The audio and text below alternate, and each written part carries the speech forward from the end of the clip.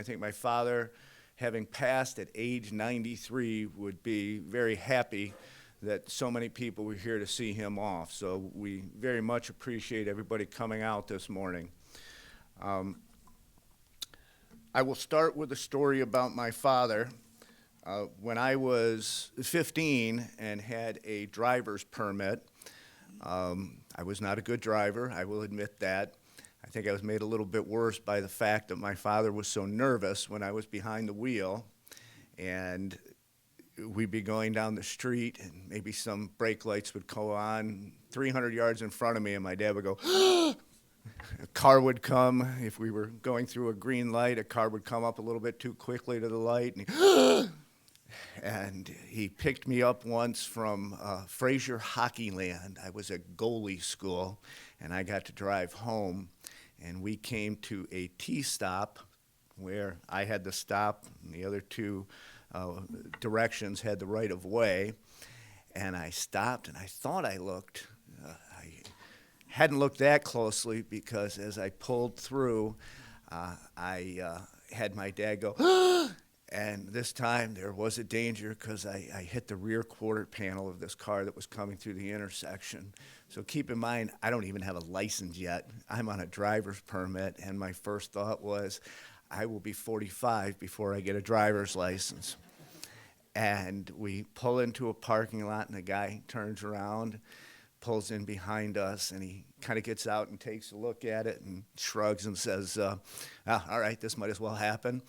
And as we're waiting for the police officers to arrive, we're talking with him.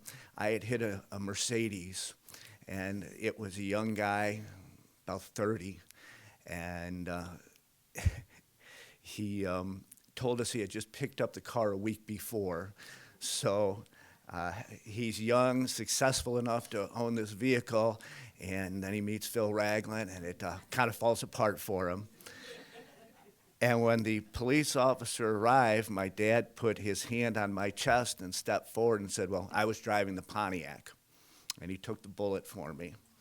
And we got in the car, obviously with him driving now, to go the rest of the way home.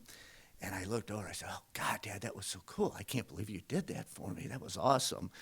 And Dad looked over at me and said, shut up. But I tell that story to demonstrate my father's forgiveness, because that was not something that, the next time that was brought up, I brought it up telling a story like this many years later. He was a very forgiving man, which I needed greatly. Those of you who knew my father probably never saw him angry. The one person in the world that could make him angry was me. And David was much smarter than myself, but I would be lipping off to him when I was a kid, and I had to get that last word in, just had to get that last word in, and Dad went from mildly irritated to very angry.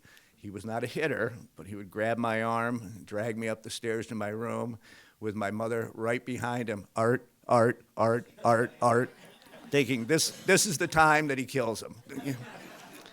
And I told my father once, when I was 14, I think I was the most self-centered creature in the world, and I said, you could have strangled me to death and no jury would have convicted you. And he was so forgiving. They said, geez, I don't remember it that way. I said, well, Dad, you're a very forgiving man.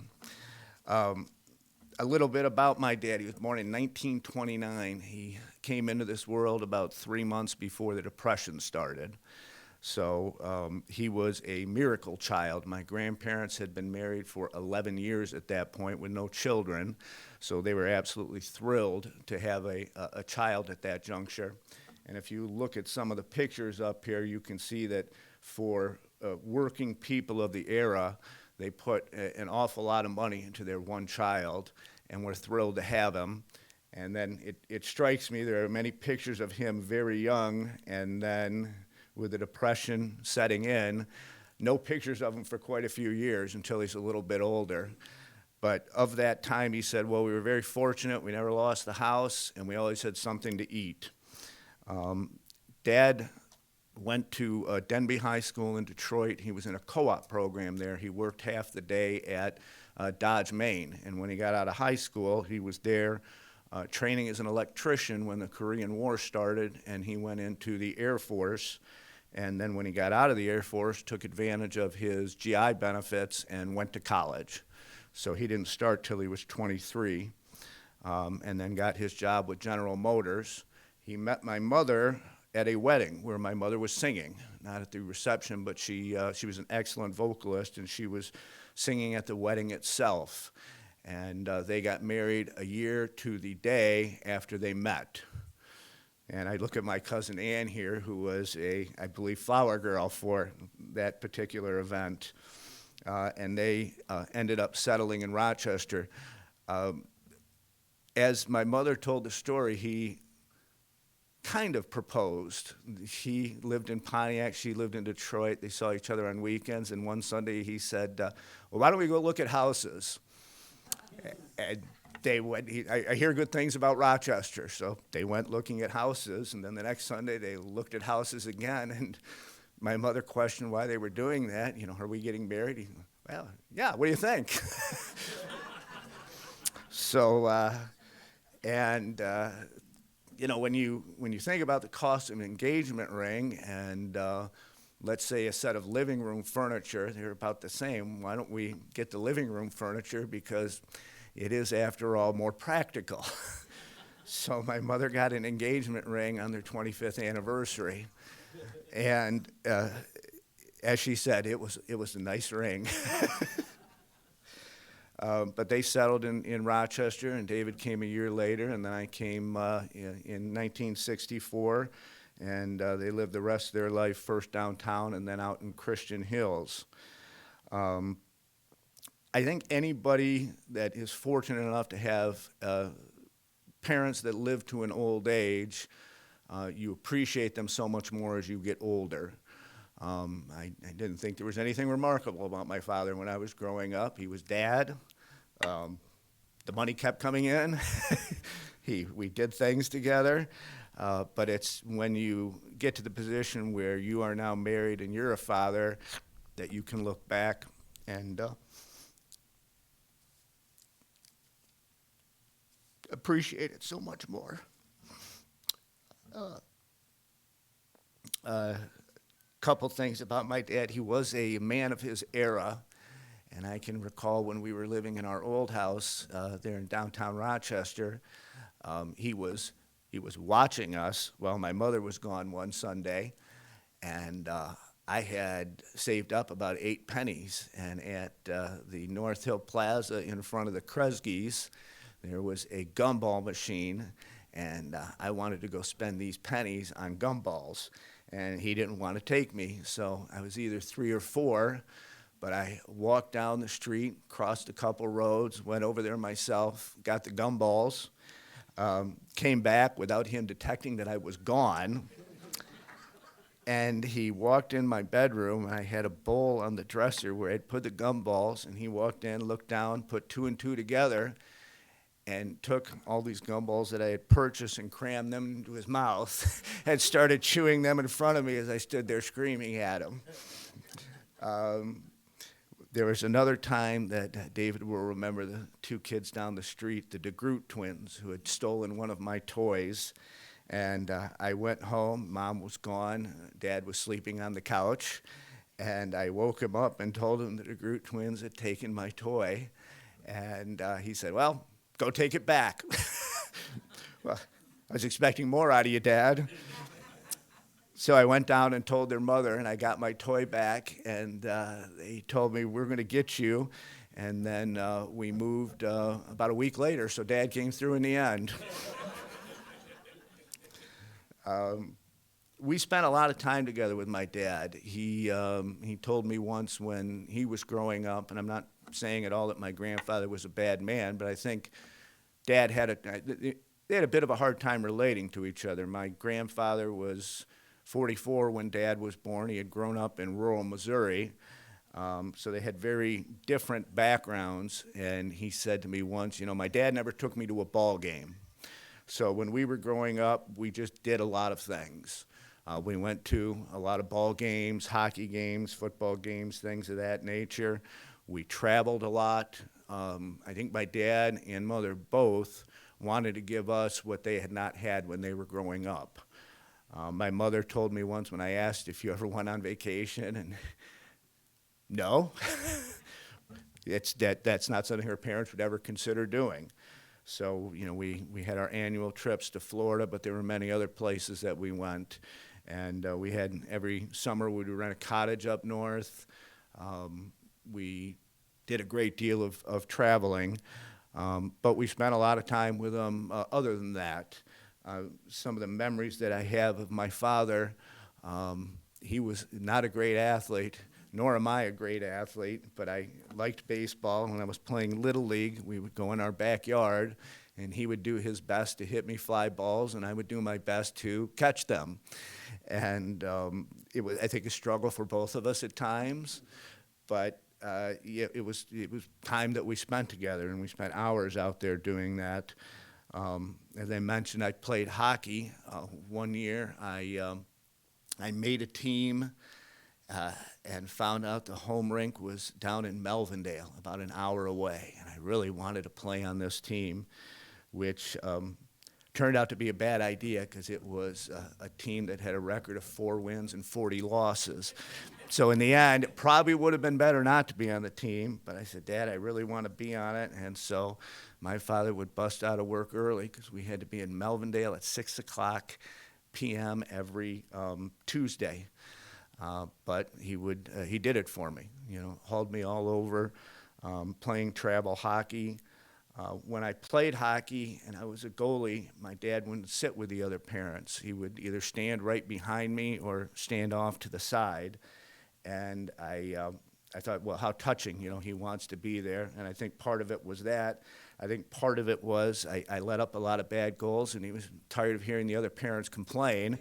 So better to stay away from them. But even when I was an adult and in my dad's later years, when I would visit down in Lakeland, there was a golf driving range that was nearby with some old clubs in a bucket, and Dad was at a point where he wasn't doing anything really physical, but we would go down there and he would sit behind me, and if I hit a good drive, son, that was a great drive. Thanks, Dad. He said, why don't you try and hit it toward the 150? And if I landed it close, that's really good, son. You should try the senior tour. Thanks, Dad. I was, in my 50s at the time, and my father was still cheering me on just like I was 12 years old. So it was a very touching thing for me. It was tough to see my father in his declining years, and I think that David would echo that. My mother died 25 years ago. We were in this room 25 years ago when Mom died, and then he had a very happy second marriage with Lori and had a lot of good years. But as he got down to the end, he had his diabetes and neuropathy and ended up starting with a cane and then a walker, and then finally at the end in a wheelchair.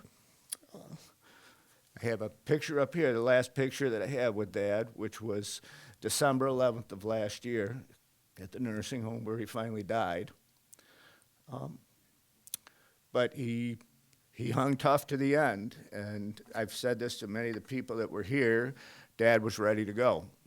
He told me that, he told David that, he told Lori that, and you take a look at the totality of his life, and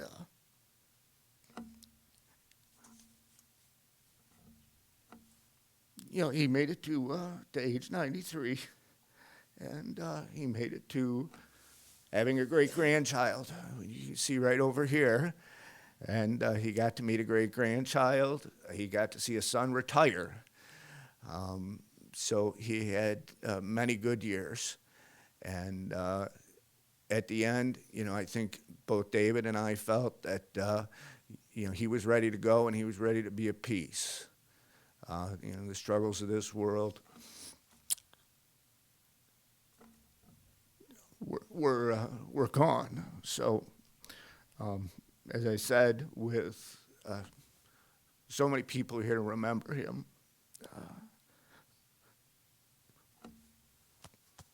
It means a lot to me, and it would have meant a lot to him too. So, God bless you, Dad. You're a great father, great husband, good man, and we're gonna miss you.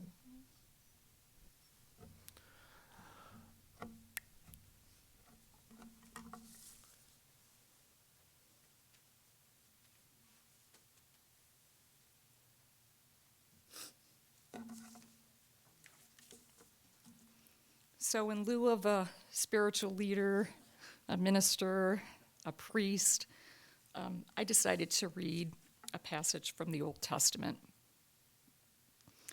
There's a time for everything, and a season for every activity under the heavens. A time to be born, a time to die. A time to plant, and a time to uproot. A time to hurt, and a time to heal. A time to tear down, and a time to build. A time to weep, and a time to laugh. A time to mourn, and a time to dance. Art Raglin, it was truly an honor to be your daughter-in-law. I hope you're dancing in heaven. He was an incredible father-in-law, and he had 2 amazing sons. He had 2 amazing wives, and another amazing daughter-in-law, 2 amazing grandchildren, and as Phil mentioned, a great-granddaughter, and what an amazing man he was. So I'm now going to turn it over to Dave.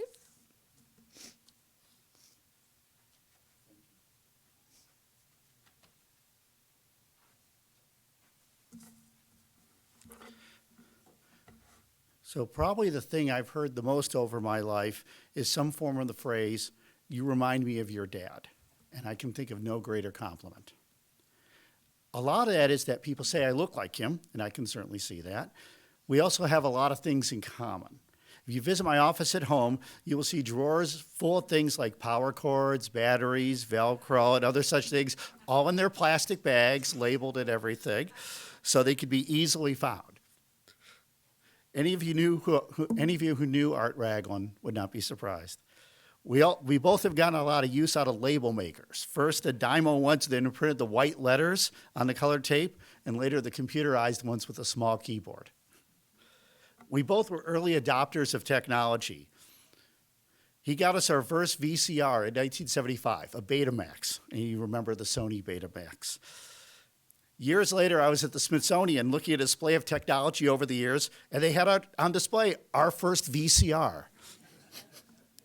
It had dials for VHF and UHF, nothing like a remote or anything, like dials like an old TV. And I'm like, that looks familiar. He got me a TRS-80 computer when I was in high school. It read in programs off a cassette tape, and he remarked how often it was in the shop. But because he had to take it down to the shop with me down in Birmingham, but because they really hadn't perfected the technology quite yet. It was still in the test phase. But I learned how to program on that computer, and that's helped lead me to my 38-year career I've had at the Census Bureau. I helped get him his first iPhone and set it up, and when the Apple Watch came out, we both ordered it on the first day possible. He got his a day before me, and I was very jealous. And we were trading phone calls about how we each set up our new purchase. And for years, my home computer was my dad's hand-me-downs, which were actually better than most of the stuff you'd buy in the shop, in the store, because he was always upgrading as soon as possible. And when I visited him in Florida, he'd have a list of items that he needed fixed on there, and some of them were real doozies. I wasn't always the best tech support, as my wife can attest. I did tech support for her company until she actually needed a tech support person who could do the job. And so that's passed down now with Elizabeth. It's Skip, my brother, but but now Elizabeth is the tech support of the family. So I got my love of taking pictures from him too. Growing up, he'd have all the pictures put on slides. You remember the old slide projectors? And we'd have slideshows in the basement. He'd set up the big screen, and we'd go through racks and racks of the black carousels. In retirement, he somehow figured out, and this is in the 90s, figured out how to scan these tiny slides into some pretty high resolution images, some of which you could see on the boards and the display back in the corner there. And unfortunately, the earlier days, not as many pictures of him because he was the one on the other side of the camera. He was the one taking the pictures, not being in them. When I was going through the pictures on my drive, I'm like, oh, this is a really great time, this vacation, okay? No, he's not in that one, he's not in that one, he's not in that one. Oh, I guess, okay, no pictures from that one, unfortunately, be in the slide presentation. But in later years, he was much better about making sure there were some really good shots of him, too. So now I'm the one who insists on people posing for pictures and making sure we have just the right picture, because you can never have too many pictures. And then when Barb and I had our house renovated about 5 years ago, I made sure that one of the things I really wanted was a storeroom like he had in his house. And I put the racks like he had in his house. And, that was one of my pride and joys of the renovation.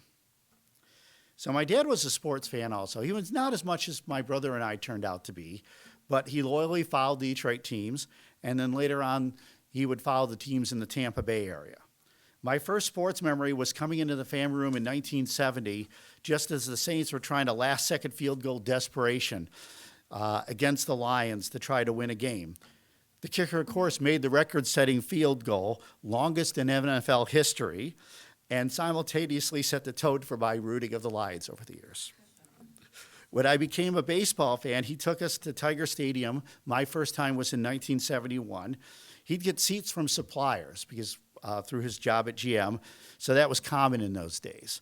So for years, I didn't know you could sit anywhere but behind a third base dugout or in the suites high above at Olympia Arena. We together attended such key Tiger events as the pennant-winning game in 1984 and the final series at Tiger Stadium in 1999. He and my mom later got season tickets to at Marchand Stadium in Lakeland after they purchased a home there, and he was a regular at our Mayo Smith Society spring training trips.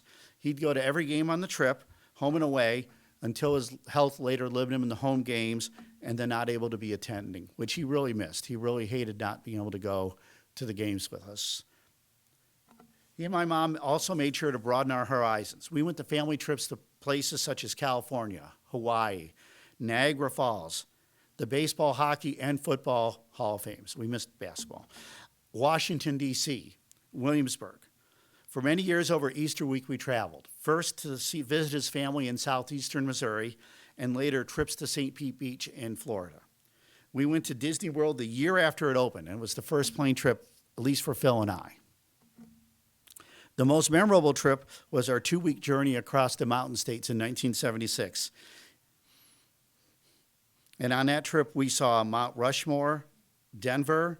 We visited Wall Drug, one of the great tourist traps of our country, stayed at a dude ranch in Florida, and saw parts of the country that I have not had a chance to see before or since. Then every year we would rent a cottage up north on a lake, and we'd spend a week there, often visiting his family's compound over in Charlevoix.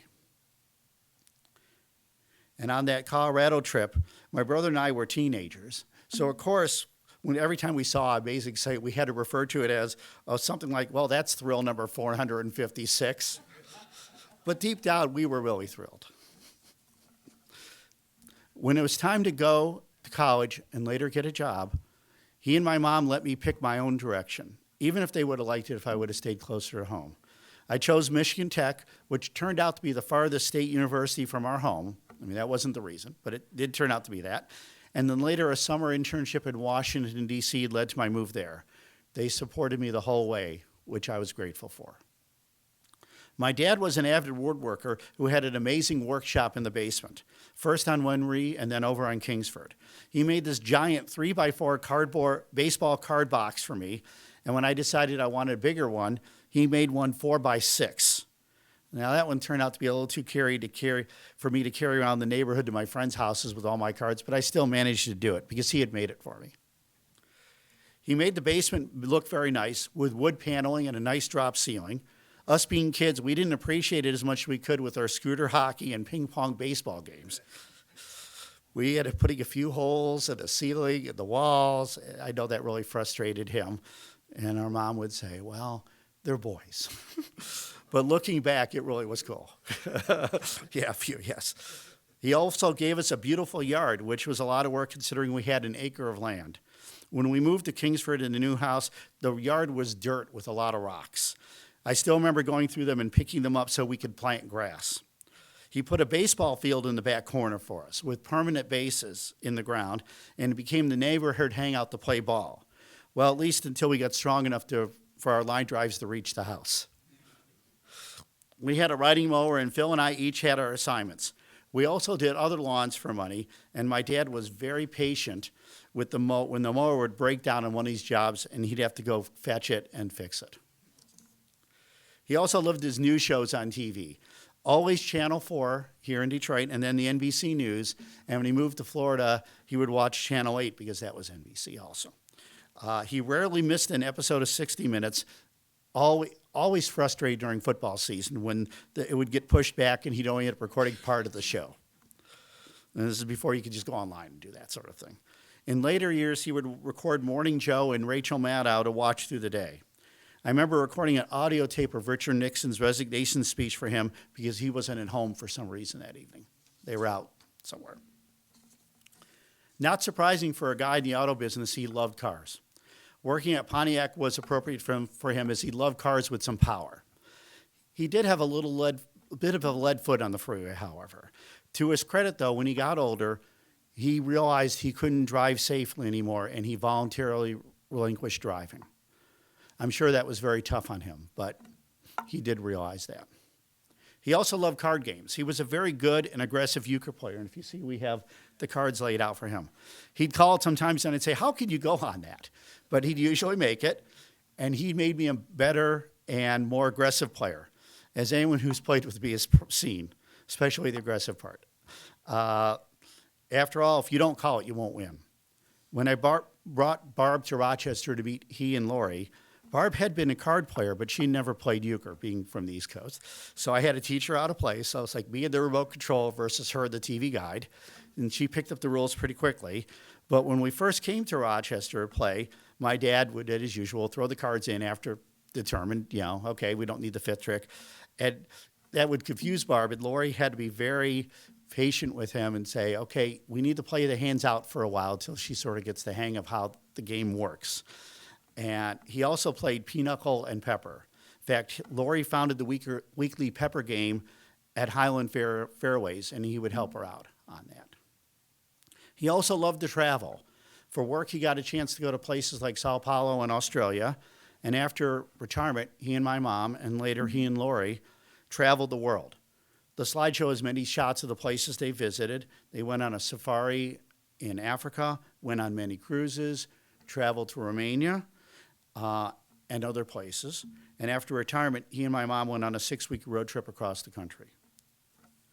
My mother and father had a wonderful marriage. As Phil said, they got married later in life, and they were opposite in some ways. It was a union of a rural Missouri Southern Baptist family and a Romanian Orthodox family whose parents were immigrants. When we were young, every Sunday we'd head to Detroit to visit his parents and her mother. They cared for each other so much and raised Phil and I to contribute to our community. When it was time for Mom to plant the garden, he'd be out there with the rototiller, getting the plot ready for planting. They were very open-minded people, too. I remember getting and wearing out a book, biography of Martin Luther King when I was about 8 years old, soon after he had been assassinated. Our lives were upended in 1997 when my mother was diagnosed with cancer and passed away after a 3-month illness at the age of 62. I remember him breaking down and wondering how he's going to be able to go on. And then he met Lori at a singles event in Highland Fairways. He and Lori then married. Dad sold his house and moved into hers, and she and her sons became part of our family. Lori and Dad had a quarter century together, and he and our family were very fortunate to have Lori come into our lives. As his health deteriorated, they made a decision, very difficult for him to stay in the house, because even when caring for him became difficult for her. Lori would put my father first, and they loved each other very much. Unfortunately, Lori can't be here with us in person, but she'll be watching this later on. and I would like to salute her. My father was a caring, compassionate man who was always there for me and my brother. He supported us in our lives and made us in what I'd like to think are successful people. He was a loving and faithful partner to two wonderful women. When it came down to it, those are the things that really matter. We will miss you, Dad.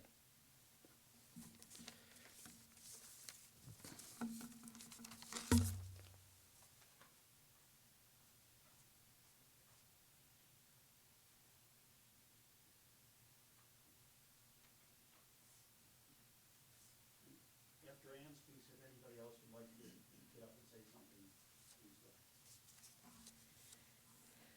I'm Ann, Uncle Art's niece. To say about Uncle Art, he's just a very intelligent person, always so kind. He was such a patient man. Every Christmas, between Christmas and New Year's, Nanny Auntie would have us all over, and there's a whole lot of our family, when the kids were young. And he would be so patient. She would go all out, and Uncle Art would just go with the flow and welcome us all in. And we have a lot of people and a lot of kids. Sometimes, you kind of lose your patience, but he was really good. The only time I ever saw him really lose his temper was when Phil would push his buttons, which we all know, he could be pretty good at that. Whenever my husband and I, Butch, and our kids would go down to Florida and we'd stay with Nanny Auntie and Uncle Art, he just would welcome us with open arms, and he would take us around to see different things. He just welcomed us, and I can't say enough about how much my kids can remember that and what we all remember that. And then after Nanny Auntie passed, we would go and visit him and Lori, and he would always take us to Longhorn Steakhouse. That was his place down there. But when we were young, as Phil said, you'd head to Detroit, and we'd go to Baba Kia's house, which was my Nanny Auntie's mother. She would have us all over to her house, for Christmas. And Uncle George would always try to get Uncle Art to have a shot. and he always refused, but I have to say Uncle George never gave up trying. But it's just, all the memories, and it's just a great guy. So, Uncle Art, may you rest in peace.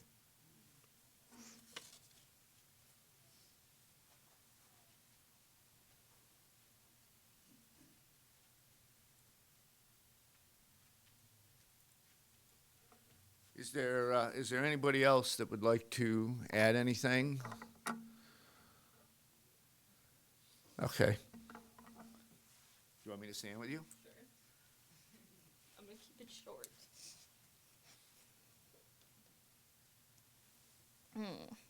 I hate reading off my phone, but I was going to bail and I decided not to.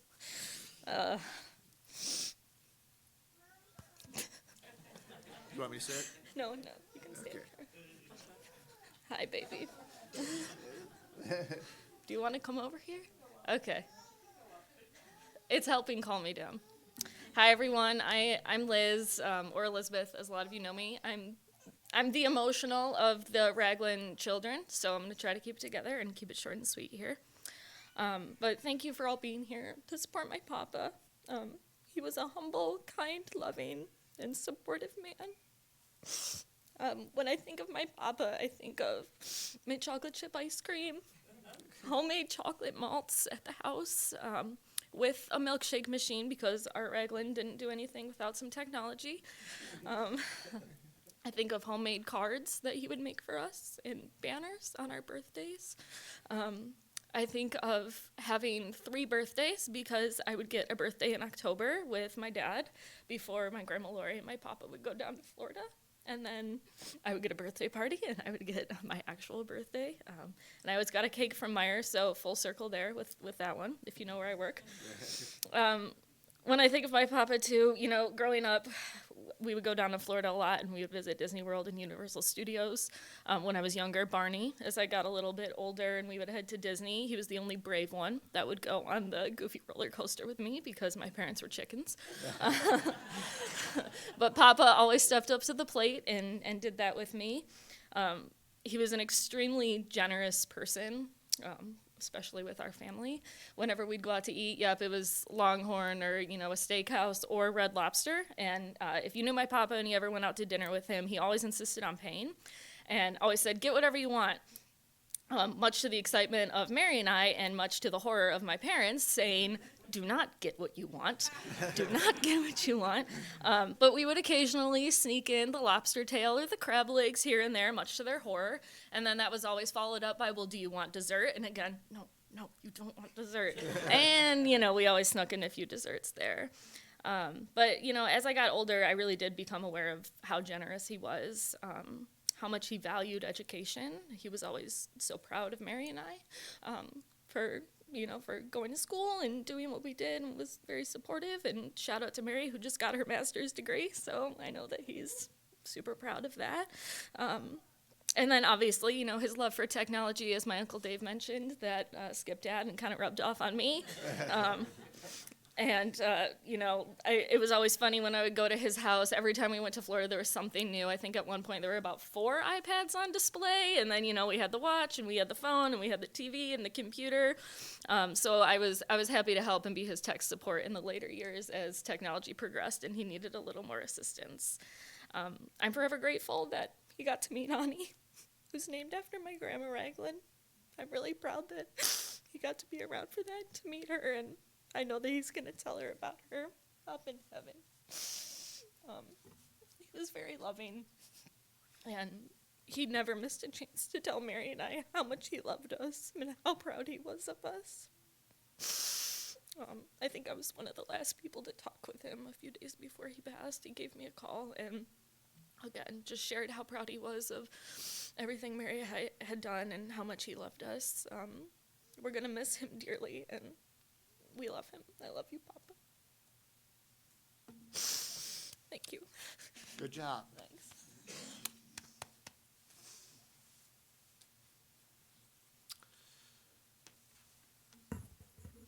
Anybody else would like to say a word?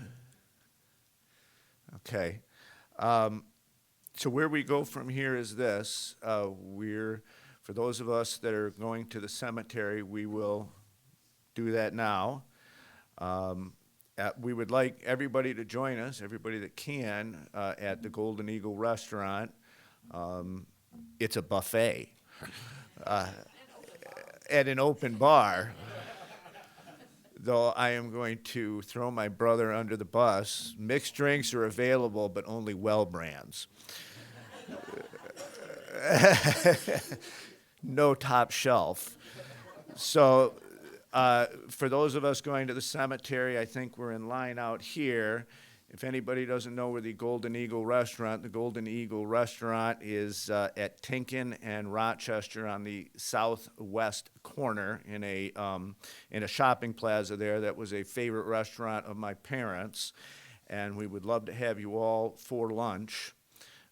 If you need directions, I think, you have cell phones. You can punch in Golden Eagle. It's pretty straightforward, but I think the funeral home could provide them as well.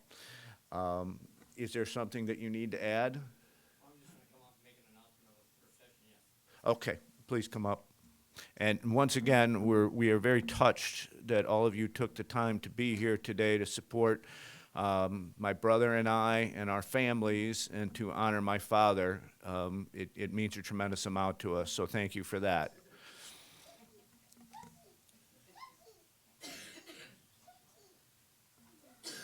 In just a few moments, we are going to leave the funeral home and go in procession over to Van Hoosen Cemetery. We're going to take Rochester Road to Tinkin, turn right, and right by the roundabout is the cemetery. Actually, when we're at Tinkin Road, if you look to the left, that plaza that you made mention is the Golden Eagle. It's a wonderful restaurant, one of the most popular restaurants in our community. And there's a luncheon. I called the restaurant. There's accommodations for each and every one of you that's available to attend. I'm going to ask if you'll just remain seated. Jacob, young Jacob in the corner is going to dismiss you. We want you to come down this outside row here by the casket. Watch your step on these corners. We're taping this service. And then as you're being dismissed and you go out to your cars, I'd like the pallbearers, when you come up, stand by the coat closet and remain here in the building. I'll give you instructions. You're going to carry Mr. Raglin from the funeral home to the hearse and at the cemetery from the coach. And I'm just going to ask, Jacob will dismiss you. And if you're, like I said, if you're going to the cemetery, I got a flag on your car. If you decide you want to add your car and you're not in line, just get in line and we'll put a flag on your car. Thank you.